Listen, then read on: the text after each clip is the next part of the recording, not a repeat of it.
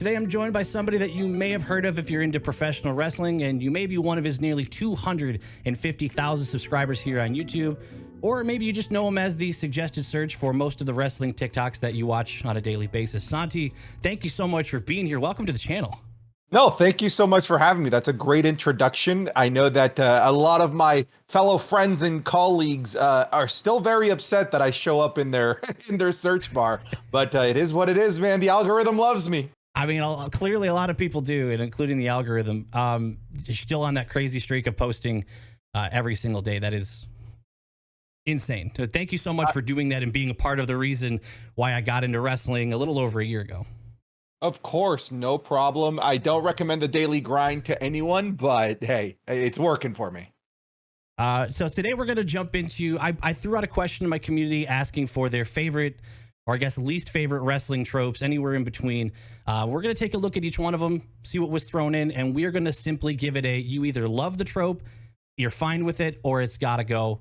And we're just going to kind of tackle these one at a time. The first one that came in, these came in from the Patreon.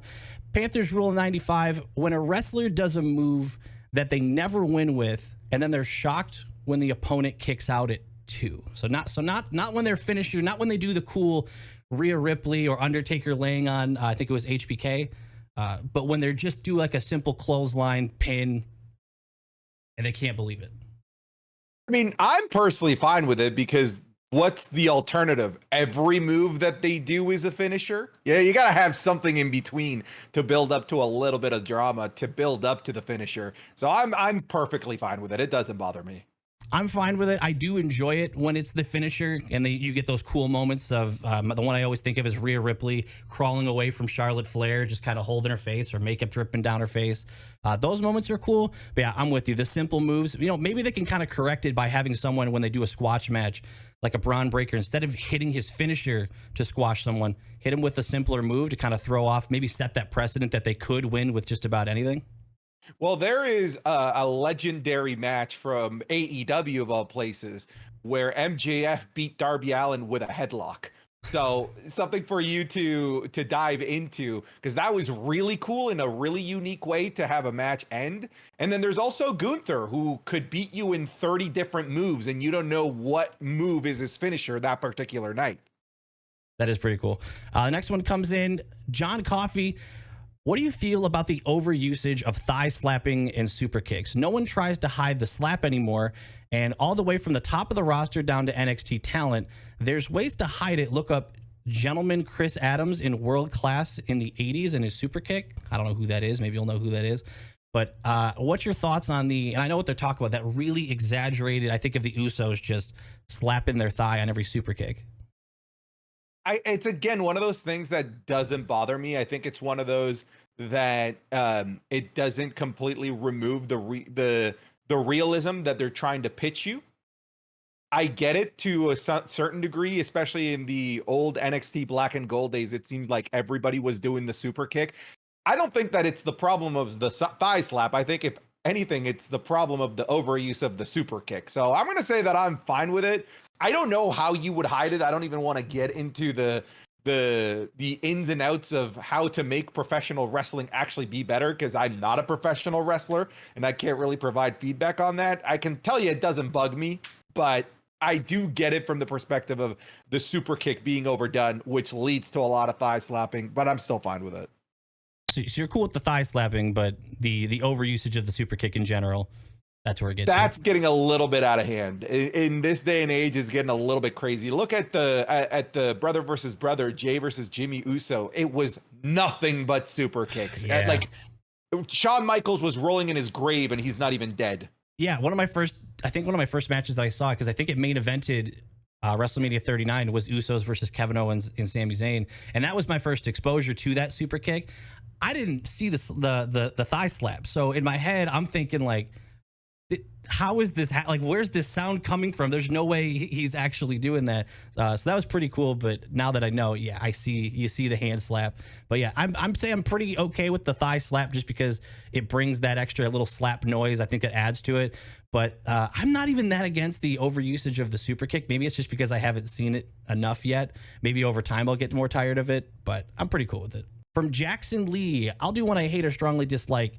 It's the rematch clause. It's a lazy, uninteresting way of storytelling and matchmaking that to me cheapens the original title change in the first place. And while they've been shying away from it, at any point in time, it is an unwelcomed staple. So I guess I also kind of want to ask, and maybe you can educate me a little bit.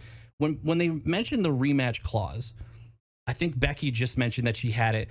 Now, is that in kayfabe? So in kayfabe, is that clause in everyone? Is that like come with the title? So everybody would be assumed to have a rematch clause if they have it? Or in kayfabe, is that in Becky's? Do you have to be a star and it's in their contract? Well, that's the fundamental problem with this whole trope, that I actually do have a problem with it, is that it's supposed to be part of every single title reign, from the Universal title back in the late 2010s, WWE Championship, World Heavyweight, Women's, Tag Team, Intercontinental US. They're all supposed to have a rematch clause, but they just sort of pick and choose when it all of a sudden becomes active and when it rears its head again. It doesn't make sense, for example, that Drew McIntyre never got a rematch, but then Becky Lynch all of a sudden did. It doesn't make sense that Kofi Kingston, after like 6 months of being WWE champion, losing the WWE championship to Brock Lesnar in 5 seconds, he never got a championship rematch. So the problem is that they're inconsistent with it. And it's that inconsistency that I'm down for it to just go away. I like the idea of it. You know, in practice, I think it would be cool. So maybe that would be more ideal if it was, instead of it being supposed to be something they all get, maybe you find out like, oh, they had a rematch clause, like they get it, maybe some don't, maybe, I don't know.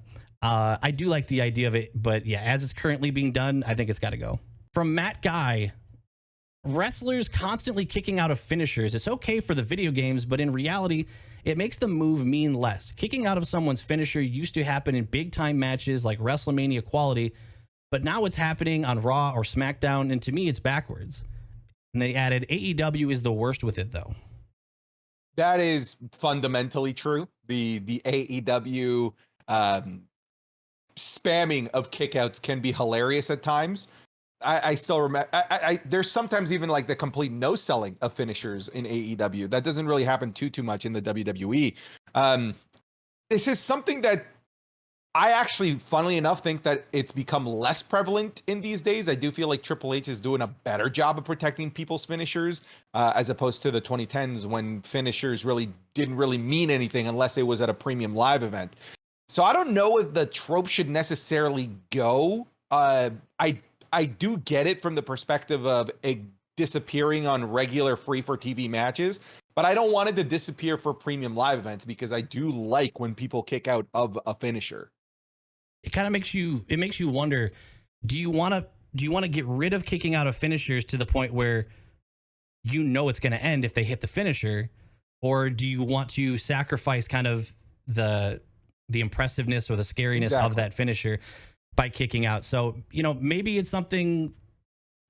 I think I'm kind of fine with it. That hasn't stuck out to me too much. I've heard people talk about it, but in the moment, I think I do like how it seems like a match will be a race to get the finish. You'll see a lot of reversals of the finisher where they don't actually get it fully off. So there's a little bit better, but yeah, I guess it doesn't. I'd say I'm fine with that one. Yeah, I think honestly, with a few of these that we've already done, it's a matter of finding the right balance of how often it happens. Very true. Des says the most famous one is definitely hulking up.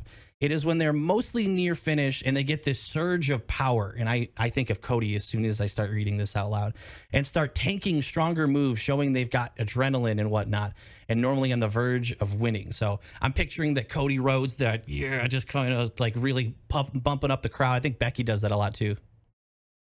Yeah, it doesn't happen a heck of a whole lot anymore. It was definitely a big thing in the 80s before even I started watching wrestling.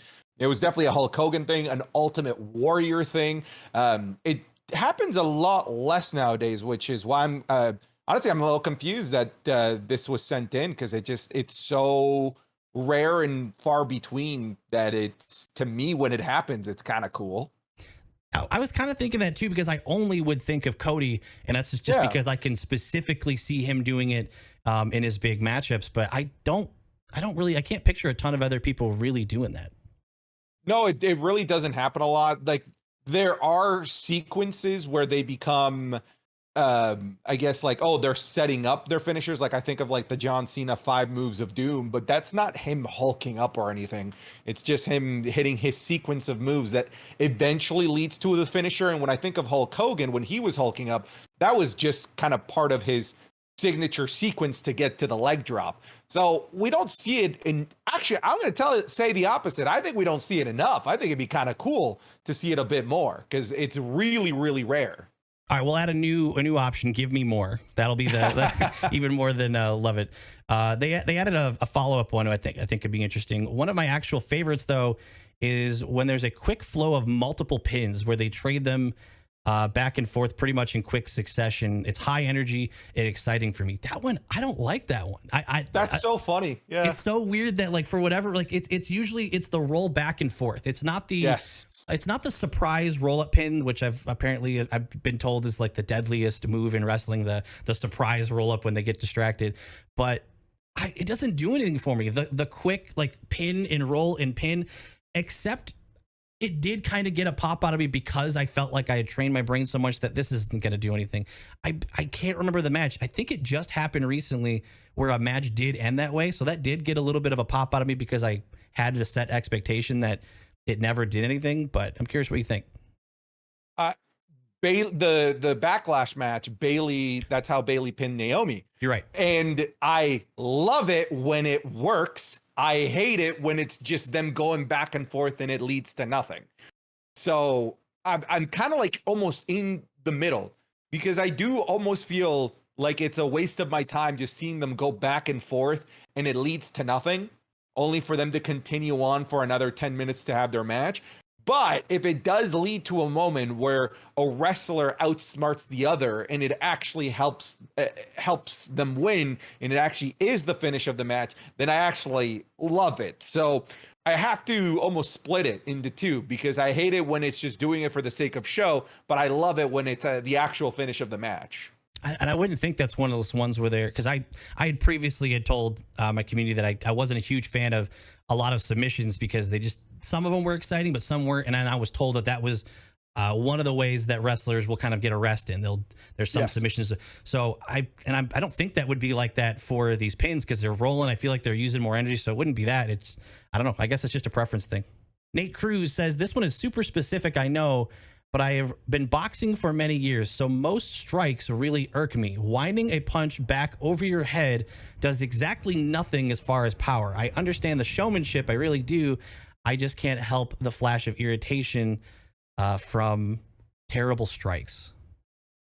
Yeah, I think that's to put it bluntly, I think that's a you problem, homie.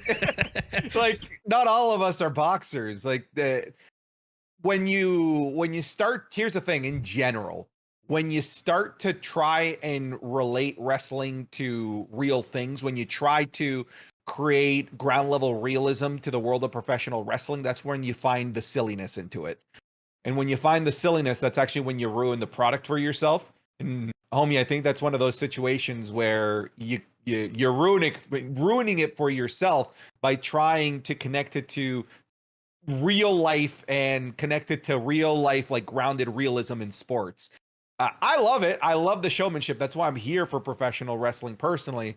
But I guess I get it from your perspective. Like if I knew the fundamentals of something and I see somebody doing the complete opposite of it and pretending like it's working, then I'd probably kind of roll my eyes too. But I say it again, I think it's a you problem, dog. Yeah, I love it. If I wanted the strikes to look more, I could just watch MMA or UFC or whatever. I'm here for. I feel like the ability to enjoy more aspects of the WWE or professional wrestling comes down to your ability to suspend your disbelief, even if you're an expert on something. So I'm sure there's MMA fighters that see submissions and go, that would do nothing. That wouldn't do anything. 100%. Cam says one of the most common ones has to be if a wrestler is setting up a table, they're almost always going to be the one to go through it. It makes complete sense and definitely the safest way to do things. I also have no problem with it. It's just so consistent that it's hard not to notice. Is that a thing? I mean, I don't notice it. It might have been one of those things that does happen, but I've never pointed it out. I've never noticed it. So I guess I land in the camp of it doesn't bug me. The only reason I added, because that one, I was almost sure like that can't be true, but I only added it because I've seen another comment. So I've seen two different people say that there's almost this unwritten rule in wrestling where if you set the thing up, you're the one going through it. But I feel like that almost can't be true, right? I think so. I don't. I mean, I'd have to see the numbers behind it, but that's never something that's ever crossed my mind. Yeah, me either. I mean, I guess I'm fine with it because whatever it is, I'm not noticing it. So if it's something that's like a locker room kind of agreement or some sort of, I don't know, something within wrestlers, then good for them, but it has no effect on me whatsoever. Cameron Miles. Oh, I like this one. Cameron Miles, when a wrestler is down and the other person goes to the top rope and they're kind of out of position, so the person on the ground just casually adjusts themselves so that they can take the move. I feel like back in the day, they would disguise the adjustment, like continuously selling until they're finally in a decent position. For me, I always saw that as a way to almost tell that they were going to land the move. Because if they were going to adjust to get it perfect, that would tell me that they want to be in the right spot. But if they're planning on rolling away, then they probably wouldn't care. But it is super noticeable when they're hard selling and then you see them like very clearly just kind of trying to inch themselves over a little bit. It's pretty noticeable. It is, but what's the alternative? Right. Them not doing it and then people getting hurt. So I get it. Even I see it all the time, but I also have to weigh the solution, and the solution is to not do that. But then the end result of going with that solution is significantly much worse. I'd rather them be able to get into a safe position than to try and make me believe that that they're actually out, even if they're out of position. I don't know where the notion that they were better at it in the past came from. I think it's always been goofy looking ever since I've been watching wrestling since 2002. I've never seen anyone like make it look good when they shimmy themselves into position. I think it's always looked kind of goofy. At that point, it's almost on the WWE. I mean, pick a different camera angle for a moment, do an upshot of them climbing the rope, have them adjust, and then cut back. I mean, then you'd only notice if you're like a face shot of whoever's at the top rope or whatever. Yeah. Prototype 27, wrestlers getting interrupted while in the middle of giving a promo. I love it. I love that. I mean, it depends on the context, I guess. And I guess it depends on how they're being interrupted. They're being interrupted by a wrestler and it's adding to the story. I'm down. If they're being interrupted by the crowd, that's the one where I hate it. I hate when I'm... Best example I can give, Finn Balor versus Seth Rollins. Oh, yeah. I was so into that feud. I felt like I was learning about Finn Balor in that moment, learning their history, and him trying to cut his promo over the singing, it killed me. And I'm glad they ended up pre-recording their promos. They started doing cool stuff like more cinematically in the back. That killed me. That and like the what chance. So that sort of interruption, I hate it. But wrestlers doing it, I mean, that's just kind of exciting for me. I'm 100% with you. I think there needs to be the ability of fans to read the room, right? Like there is exceptions to the rules. Like, for example, if AJ Styles, when he was trying to cut a promo and they were chanting phenomenal at him, that is interrupting him, but they were also chanting something that was putting him over, as opposed to the Finn Balor thing where they were chanting Seth's song and was by proxy burying Finn. I'm with you. I don't like when that happens. But look, I get it's a trope, but it's one of those necessary tropes to have somebody interrupt you when you're cutting a promo. It is funny when it becomes so common to have the same person interrupt every single episode of Monday Night Raw to the point where it becomes a meme. I don't know if you remember last summer and throughout the fall, the meme of everyone getting interrupted by the Judgment Day. Yeah. That's when it can become a little bit, okay, all right, we know what to expect. We know that if the show is starting with this person, we're going to hear the Judgment Day music. But fan-led interruptions, I'm not as okay with, but if it's storyline based ones, come on, you got to have those. If it's supporting the wrestler, yeah, I'm totally with you. If it's kind of ruining what they're doing and what they're trying to, the story they're trying to push, yeah, that kind of sucks. Yeah, and you gave the best example, the Finn Balor one. Because I was so into that feud. I went to that was my first show. I went to that SummerSlam. I was so invested. I was so locked in on that feud. And I'm literally staring at my screen and I'm just I want the crowd just to shut up. I want to hear this.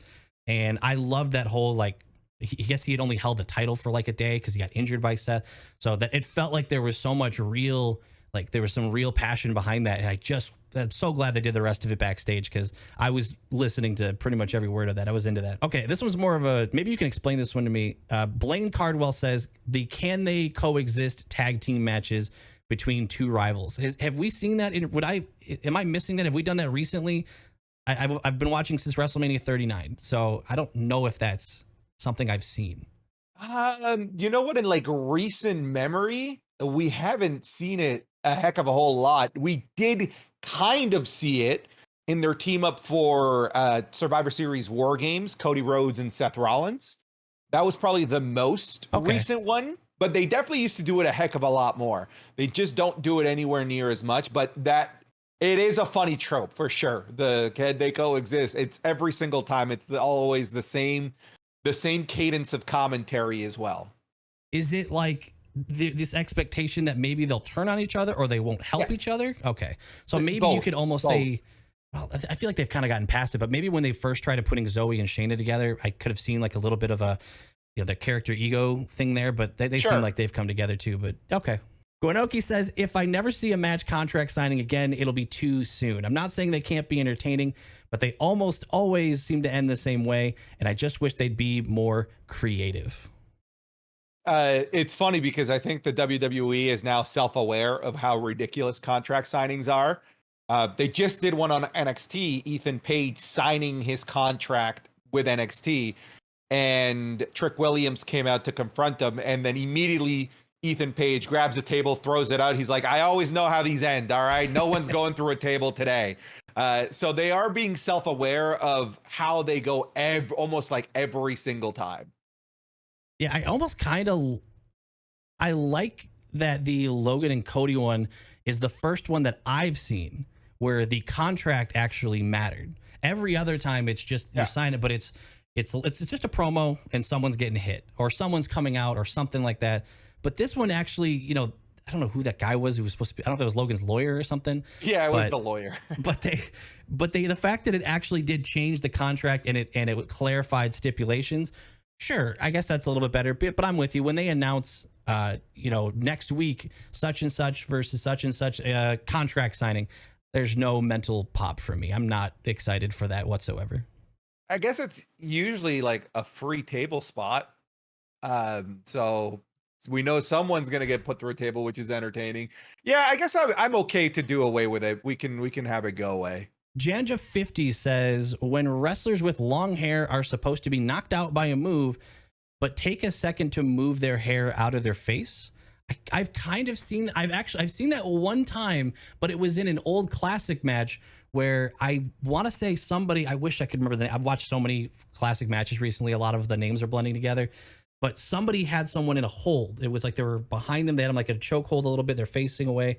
And the person who was holding them almost moved the hair out of the person's way, almost knowing that was supposed to be the camera shot and they wanted to show the pain on it. But I don't think I've ever seen someone like down and just kind of reach up and wipe their face away or anything like that. If that sounds like what they're trying to get at here. Yeah, there's a lot less long-haired wrestlers nowadays, but before it used to almost be like the default that every wrestler had long hair.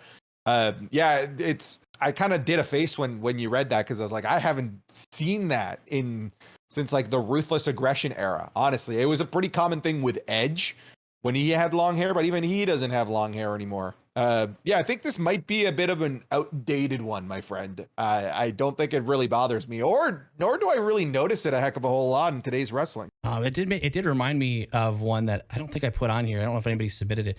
I think it was the eyes being open on a pin.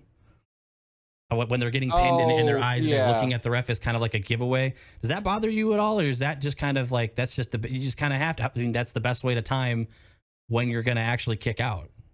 Yeah, again, I think that's just looking too deep behind the curtain. Yeah. There's no reason why that should bug you or bug anyone really, but if you let it, it will. But it's not something that I pay attention to now. Yeah, I'd say. But I've noticed it, sure. Yeah, I'm sure that's someone when you watch every week and you watch everything, you're going to notice all these small things that are it's just part of the show. You have to remember you're watching a live performance. Yes. it's like you're watching in theater or you're watching a play. You're gonna see these things. You're not expected to truly be, you're not actually gonna do all those things. So it's one of those things. You're like I said earlier, if you can't suspend your disbelief, you're probably watching the wrong show. I agree. Okay, so those are all the ones that I want to go through that were submitted. I guess I kind of just asked you one of my own because it reminded me of, but I wanted to ask one of my own that I think is probably one of the only ones that does kind of bother me only on a consistency level. But the selective competency with refs, and the clear example I can give was the brass knuckle spotting when with Kevin Owens had the brass knuckles. Yeah. Refs are almost always even the same ref. So it's not like some are shown to be better, some are shown to be worse. But the same ref that will spot that will miss something totally obvious in like either the same match. That actually does bother me a little bit because it's an easy correction. If you want, you can have some refs be, who knows, maybe make your ref almost have a bit of a background character-ish to them where that one doesn't mess around or that one sees that stuff. But then the other ones are so oblivious that, they're easy to distract.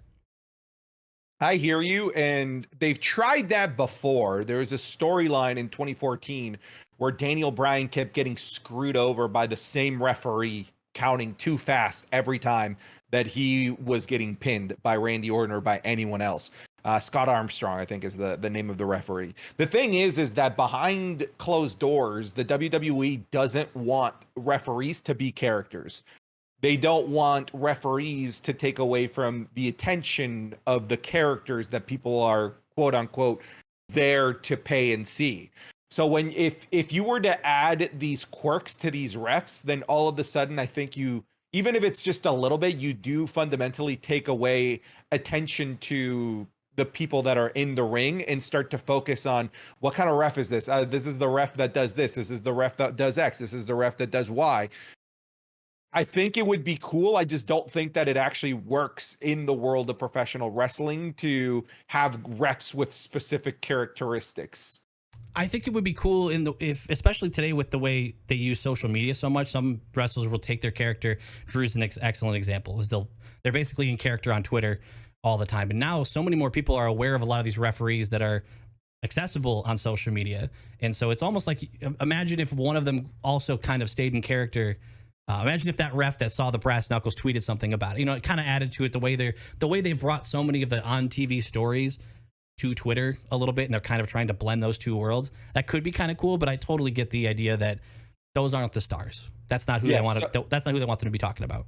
There was a referee that actually had his own storyline back in the Attitude Era. I cannot remember his name for the life of me, and it's a really, really dark storyline. It's a referee that kept committing self-harm every single episode. He would like jump into traffic, get run over by a bus. He would jump into fan blades like that. They tried, dude, it is ridiculous. You need to look up this story of the referee that would unalive himself. I just don't want to get you demonetized. Every single episode of Monday Night Raw. I know that I just turned on a forgotten memory to your viewers that are like, oh my God, I cannot believe that I forgot about that storyline. So they've tried ref storylines before. I think the best happy medium for this to make you happy and people that have that similar concern happy is if the ref holds a particular trait or a particular skill set through an entire story arc. Like if there is the Logan Paul versus Kevin Owens feud, it's always the same ref. And if it's always the same ref, then you can maybe start to call back to some of these characteristics of the ref that maybe they showed in previous matches. But then as soon as that feud ends and that ref goes somewhere else, we need to reset it. He can't carry that stuff over because that's when you start to take attention away from his new storyline, his new feud that he's reffing. Or she.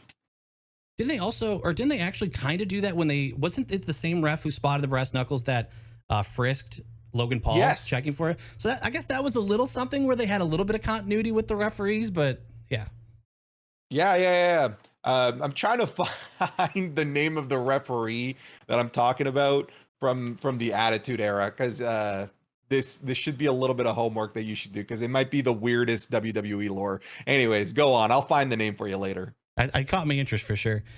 Well, that's all I got for you. Before we close out, Santi, I really wanted to say thank you so much for taking the time. I know you're doing the move, you're doing daily content, you're super busy. I really do appreciate that you've taken your time to be here. If there's anywhere you want to send people, I'm going to have all your links down in the description. If there's anything you want to promote, anything you want to send people. For sure. You can find my YouTube page and all my other socials if you just look up SantiZap. What I do want to push you towards is the podcast. Wrestling is cool. I do believe genuinely, obviously, take it with a truckload of salt because it's my own podcast, but I do believe that it is the best fan-run podcast on the internet. All of the best podcasts out there, all of the most interesting podcasts come from wrestlers. And I'm going to be honest, those podcasts, although fun to listen to, they're not relatable. You cannot relate to The Undertaker. That's The Undertaker. You just have to listen to his stories. You cannot relate to Chris Jericho. You cannot relate to Eric Bischoff.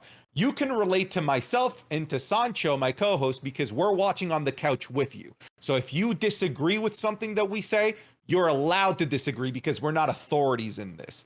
So I want to encourage you to come over to the Wrestling is Cool podcast. It's on the YouTube page or on all audio podcasts or services around the world. Absolutely. This was a ton of fun again. Well, what the hell? Well, look what the cat dragged in. Hey, Santi, it's me, Dijak. I bet that you thought you could avoid another ratio by appearing on a different channel. Well, it looks like you, my friend, are what you always are, and that's wrong.